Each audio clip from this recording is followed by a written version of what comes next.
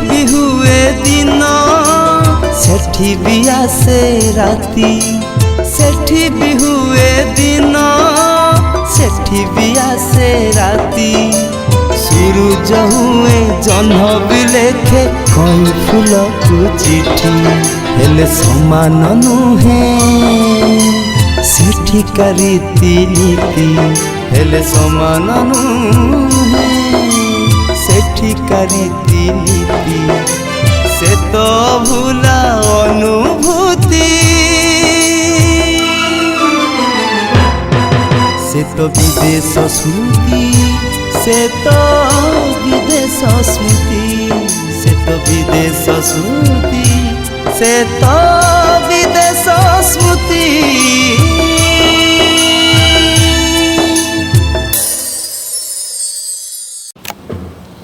नमस्कार श्रोता बंधु, आज अगस्ट 15 भारतर स्वाधीनता दिवस। 1947 मसीह भारत स्वाधीनता पाइथिला, किंतु प्रश्न आसूची अगस्ट 15 तारीख कहीं बछागला। आपन कहे तो उत्तर अति सहज। प्रकृत कथा है जो आम शेष गवर्नर जनरल माउंटबेटन ता स्थिर करथिले एवं से दुईटी कारण पे स्थिर करथिले। गोटे है जे भारत में दंगा और रक्तपात न हो, ता शीघ्र सरी जाऊ। कारण आटली जो घोषणा करथिले जे जून 30, 1948 भितर भारत को स्वाधीनता दिज्व, तेणु से चेष्टा कले बहुत शीघ्र ताकू देदेवाई।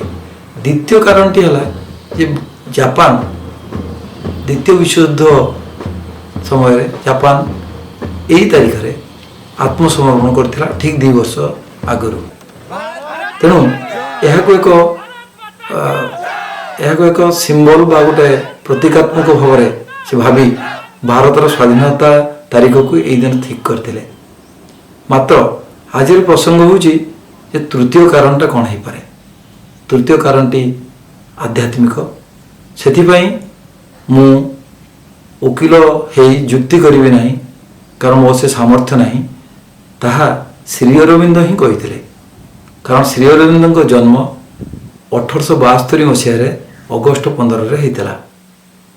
श्री अरविंद त्रिचिरापल्ली रेडियो को अगस्ट 14, 1947 जो वार्ता प्रेरण करते से श्री अरविंद सूचई जे भारतर स्वाधीनता विश्व पाई मानव समाज पाई एक राजनैतिक, अर्थनैतिक, सांस्कृतिक एवं आध्यात्मिक अभ्युदयर सूचना वहन करे।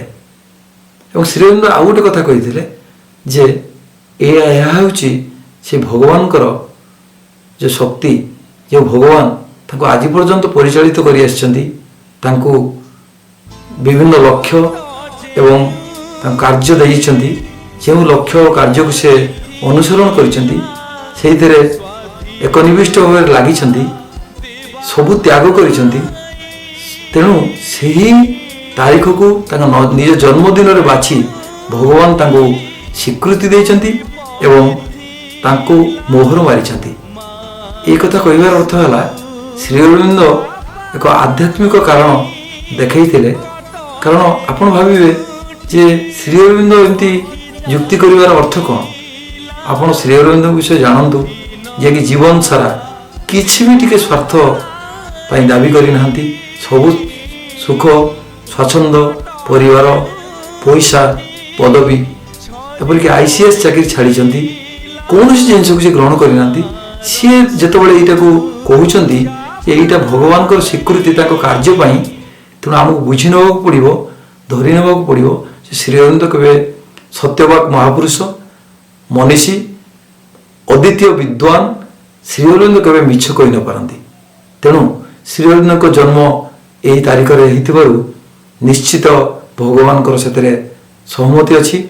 एवं भगवान तांकर जो स्वाधीनता यही तारीख में भारत को देई भगवान हूँ तो प्रतिपादित करुछंती मु तुमको जो लक्ष्य देइछि से लक्ष्यटा ही से दिगरे तुम काम कर।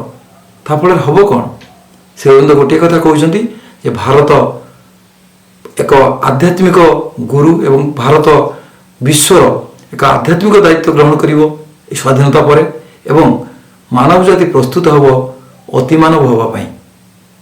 ତେଣୁ ଏହି ଅବସରରେ ମୁଁ ଶ୍ରୀ ଅରବିନ୍ଦଙ୍କୁ ମନେ ପକାଇବି।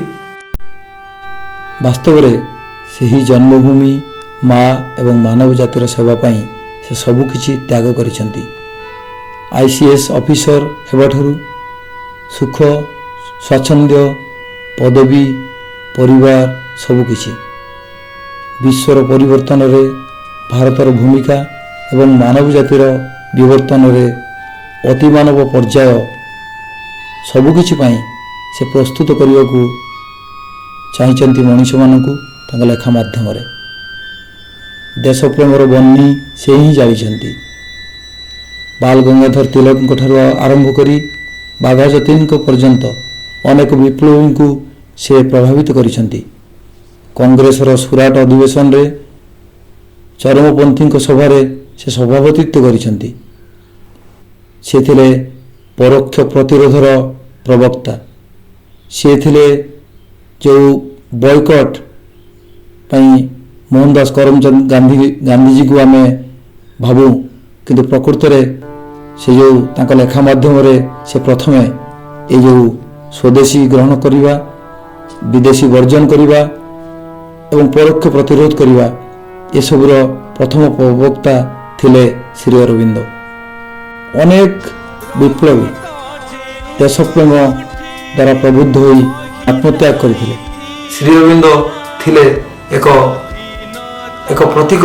ଶ୍ରୀ ଅରବିନ୍ଦ ଥିଲେ ଏକ ମାନେ ଉତ୍ସାହ ପ୍ରଦାନକାରୀ ଶକ୍ତି, ଯିଏକି ବହୁତ ଜଣଙ୍କୁ, ଆପଣ ଯଦି ବଙ୍ଗଭଙ୍ଗ ଆନ୍ଦୋଳନ ଦେଖିବେ ସେହି ଦିନଠାରୁ ସେ ଅନେକଙ୍କୁ ଏହି ଭାରତର ଦେଶପ୍ରେମ ଭିତରକୁ ଆହ୍ୱାନ କରି ଆଣିଥିଲେ, ଟାଣି ଆଣିଥିଲେ।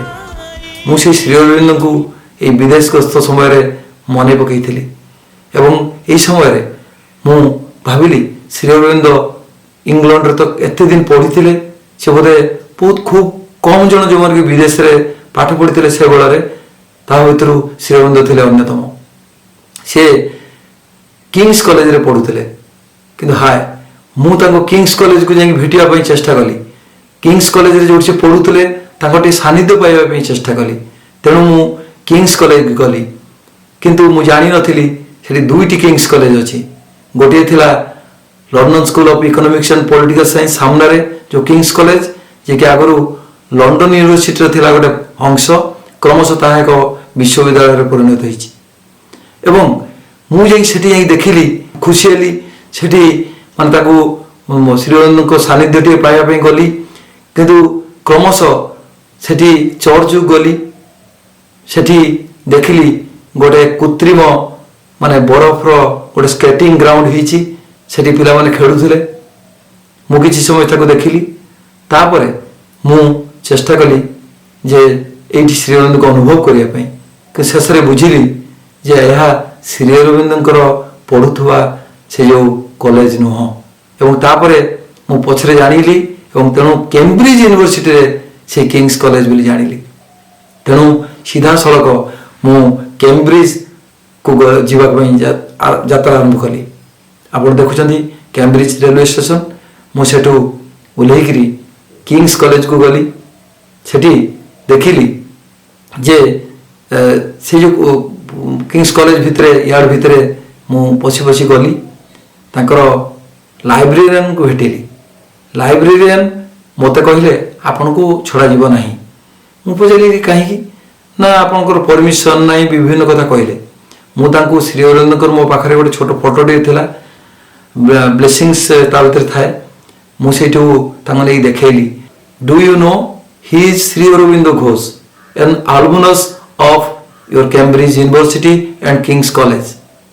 ସେ ଆଶ୍ଚର୍ଯ୍ୟ ହେଲେ, କହିଲେ ଆରେ ଆପଣ କାହା ବିଷୟରେ କହୁଛନ୍ତି? ମୁଁ କହିଲି ଶ୍ରୀ ଅରବିନ୍ଦ ଘୋଷ। କହିଲେ ଆରେ ରେ ଆପଣ ଭାରତରୁ ଆସିଛନ୍ତି, ତେଣୁ ଶ୍ରୀ ଅରବିନ୍ଦଙ୍କୁ ଆମେ କିଏ ନ ଜାଣୁ। ମୁଁ ଏଇଠୁ କହିଲି ତାହେଲେ ମୁଁ ଟିକେ ଯିବାକୁ ଚାହେଁ। ସେ କହିଲେ ଠିକ୍ ଅଛି ଆପଣ ଯାଆନ୍ତୁ। ମୁଁ ସେଠୁ କ'ଣ କଲି, ଗଲି ଶ୍ରୀ ଅରବିନ୍ଦ ଇଂରାଜୀ ସେକ୍ସନକୁ ଗଲି। ସେଠି ମୁଁ ଶ୍ରୀ ଅରବିନ୍ଦଙ୍କୁ ସାନ୍ନିଧ୍ୟ ପାଇବା ପାଇଁ ଭାବିଲି ଶ୍ରୀ ଅରବିନ୍ଦ ଏଇ ମାଟିରେ ଚାଲିଥିବେ, ଏଇ ବହିକୁ ଛୁଇଁଥିବେ, ଏଇ ଚେୟାର ଟେବୁଲକୁ ଛୁଇଁଥିବେ। ମୁଁ ସେ ଚେୟାର ଟେବୁଲ ବହି ସବୁକୁ ଟିକେ ଟିକେ ସ୍ପର୍ଶ କଲି, କାରଣ କେଉଁଠି ହୁଏତ ଶ୍ରୀ ଅରବିନ୍ଦ, କାରଣ ଅନେକ ଅନେକ ବର୍ଷ ଧରି ସେଇ ସବୁ ବହି ଗୁଡ଼ାକ ସେଠି ରହିଛି, ବହୁତ ପୁରୁଣା ବହି। ମୁଁ ସେ ବହି ଗୁଡ଼ାକୁ ସ୍ପର୍ଶ କଲି, କାରଣ ମୁଁ ଶ୍ରୀ ଅରବିନ୍ଦଙ୍କୁ ଅନୁଭବ କରିବି ବୋଲି। ଶେଷରେ ସେ ଲାଇବ୍ରେରୀ ଆସି ମୋତେ ଦେଖାଇଲେ, ଦେଖନ୍ତୁ ଶ୍ରୀ ଅରବିନ୍ଦଙ୍କ ପାଇଁ ଏ ରେକ୍ଟା ପୁରା ଛାଡ଼ି ଦିଆଯାଇଛି। ମୁଁ ଲକ୍ଷ୍ୟ କଲି ପୁରା ରେକ୍ଟା ଯାକ ଶ୍ରୀ ଅରବିନ୍ଦଙ୍କର ବହି, ଶ୍ରୀ ଅରବିନ୍ଦଙ୍କର ଗ୍ରନ୍ଥ ସମୂହ କେତେ ଲେଖିଛନ୍ତି ସେ। ତେଣୁ ମୁଁ ତାକୁ ଦେଖି ବହୁତ ଖୁସି ହେଲି। ଦେଖିଲି ଯିଏ ଦିନେ ଏଇଠି ପାଠ ପଢ଼ୁଥିଲେ ତାଙ୍କର ଗୋଟେ ର୍ୟାକ୍ ତାଙ୍କର ହେଇଯାଇଛି। ତେଣୁ ମୁଁ ସେଇଠି ଶ୍ରୀ ଅରବିନ୍ଦଙ୍କୁ ଦେଖିଲା ପରେ ବହୁତ ଖୁସି ହେଲି। ସେମାନେ କହିଲେ ପ୍ରତିବର୍ଷ ଏ ଅଗଷ୍ଟ 15ରେ ଅନେକ କିଛି ଲୋକ ଆସନ୍ତି, ସେମାନେ ଏଇ ପର୍ଟିକୁଲାର ରୁମ୍ରେ, ଏଇ ନିର୍ଦ୍ଦିଷ୍ଟ ରୁମ୍ରେ ଶ୍ରୀ ଅରବିନ୍ଦଙ୍କୁ ମନେ ପକାନ୍ତି, ତାଙ୍କୁ ସେ ନମସ୍କାର କରି ଯାଆନ୍ତି। ତେଣୁ ମୁଁ ସେଇଟା ଭାବିଲି ଯେ ଶ୍ରୀ ଅରବିନ୍ଦଙ୍କୁ ମୁଁ ନିଶ୍ଚୟ ତାଙ୍କ ସାନ୍ନିଧ୍ୟ ପାଇବି, କାରଣ ମୁଁ ତ ତାଙ୍କୁ ଦେଖିପାରିବି ନାହିଁ, କିନ୍ତୁ ସେ ତାଙ୍କର ଯେଉଁ ମାନେ ଶିକ୍ଷାଭୂମି ଥିଲା, ଯେଉଁଠି ସେ ଶିକ୍ଷା ଗ୍ରହଣ କରିଥିଲେ, ଯେଉଁଠି ସେ ଫ୍ରେଞ୍ଚ, ଲାଟିନ, ଇଟାଲିଆନ, ଜର୍ମାନ ସବୁ ଭାଷା ଦଖଲ କରିଥିଲେ, ଇଂରାଜୀ, ଏବଂ ଯେଉଁଥିରେ କି ଆପଣ ଦେଖିଲେ ଆଶ୍ଚର୍ଯ୍ୟ ହେବେ, ଯେଉଁ 2 ବର୍ଷ ସେଠି କଟେଇଥିଲେ ଯେଉଁ କିଙ୍ଗସ୍ କଲେଜରେ, ସେଠି ପ୍ରତ୍ୟେକ ବର୍ଷରେ ଗ୍ରୀକ୍, ଲାଟିନ ସବୁ ବର୍ଷରେ ସେ ଫାଷ୍ଟ ହେଇଥିଲେ। ତେଣୁ ଶ୍ରୀ ଅରବିନ୍ଦ ଥିଲେ ଅଦ୍ୱିତୀୟ ବିଦ୍ୱାନ। ତେଣୁ ସେଇ ଶ୍ରୀ ଅରବିନ୍ଦଙ୍କର ଜନ୍ମଦିନ ଆଜି ଅଗଷ୍ଟ 15। ତେଣୁ ଶ୍ରୀ ଅରବିନ୍ଦଙ୍କୁ କୃତଜ୍ଞତା ଦେବା ସୂଚକ ଆମେ ଏଇ ଯେଉଁ ଧାରାବାହିକଟି ପ୍ରସ୍ତୁତ କରିଛୁ, ତାହା ହେଲା ଶ୍ରୀ ଅରବିନ୍ଦଙ୍କ ସାନ୍ନିଧ୍ୟ।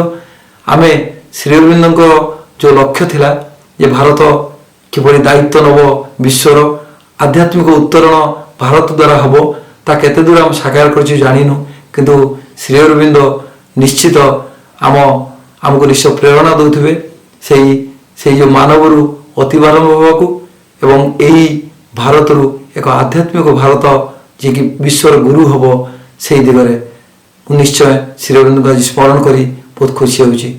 ମୁଁ ଆଶା କରୁଛି ଶ୍ରୋତା ବନ୍ଧୁ ଆପଣଙ୍କୁ ଏ ଧାରାବାହିକଟି ଭଲ ଲାଗିଥିବ। ଧନ୍ୟବାଦ, ନମସ୍କାର।